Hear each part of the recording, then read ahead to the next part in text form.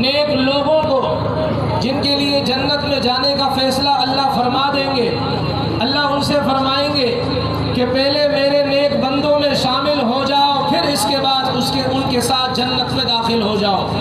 معلوم ہوا جنت میں داخلہ بعد میں ہوگا، پہلے نیک لوگوں کی صف میں شامل ہونا پڑے گا۔ نیک لوگوں کی صف میں شامل ہو کر جنت میں داخلہ ہوگا۔ جنت میں داخلے کی شرط ایمان کے بعد نیک لوگوں کا ساتھ ہے۔ اس لیے ایک حدیث پاک کے اندر آتا ہے، انتخابات 2024 کے عنوان سے یہ مجلس منعقد کی گئی ہے۔ ہم نے کن کو ووٹ دینا ہے، کن کو پسند کرنا ہے، کن کو اختیار کرنا ہے، ایک حدیث پاک بلکہ کئی حدیثیں ہیں جو ہمیں اس بات کی طرف متوجہ فرماتی ہیں۔ چنانچہ ایک روایت آتی ہے، حضرت امام ترمذی رحمۃ اللہ علیہ سے وہ روایت مروی ہے، سیدنا ابو ہریرہ رضی اللہ تعالی عنہ راوی ہیں۔ وہ فرماتے ہیں کہ ایک صحابی نبی علیہ الصلوۃ والسلام کے پاس آئے، آپ علیہ السلام کی خدمت میں آئے اور آپ علیہ الصلوۃ والسلام سے عرض کیا، اللہ کے رسول میں اپنے لیے خادم طلب کرنے آیا ہوں، میں آپ سے خادم طلب کرنے آیا ہوں تاکہ کوئی خدمت گزار میری خدمت کر سکے۔ رسول پاک علیہ الصلوۃ والسلام نے ابو الحیثم بن طیہان سے فرمایا کہ ابھی تو میرے پاس خادم نہیں ہے، جب میرے پاس خادم آ جائے، آپ کو خبر پہنچ جائے، آپ آ جائیے گا، میں آپ کو خادم دے دوں گا آپ کی خدمت کرنے کے لیے۔ چنانچہ نبی علیہ الصلوۃ والسلام کے پاس 2 خادم آئے۔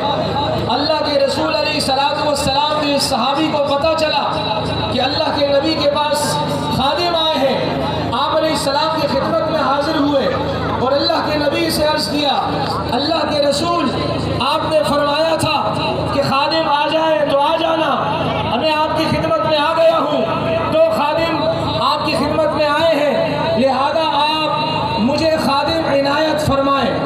آپ علیہ الصلوۃ والسلام نے توجہ فرمائیے، آپ علیہ السلام نے ارشاد فرمایا، اختر منہما، آپ ان میں سے کسی کو بھی چن لیجئے۔ انہوں نے عرض کیا، اللہ کے رسول آپ ان خادموں میں سے جس خادم کو میرے لیے چنیں گے میں اسے اپنے لیے پسند کروں گا۔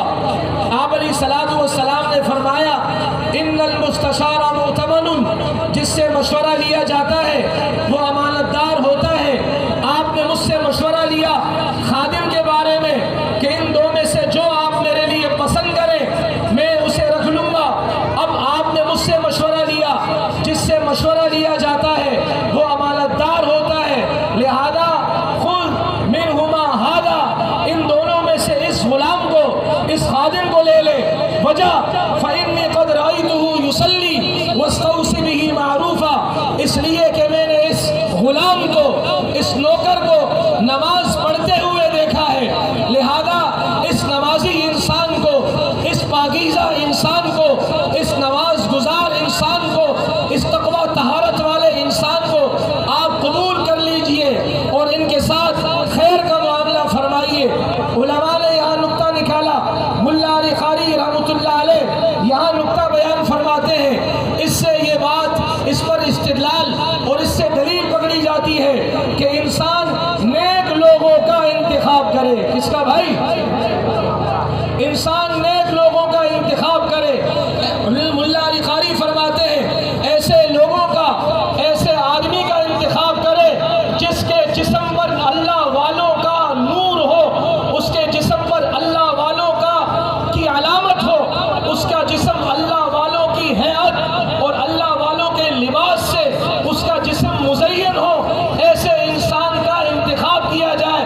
بالخصوص وہ نماز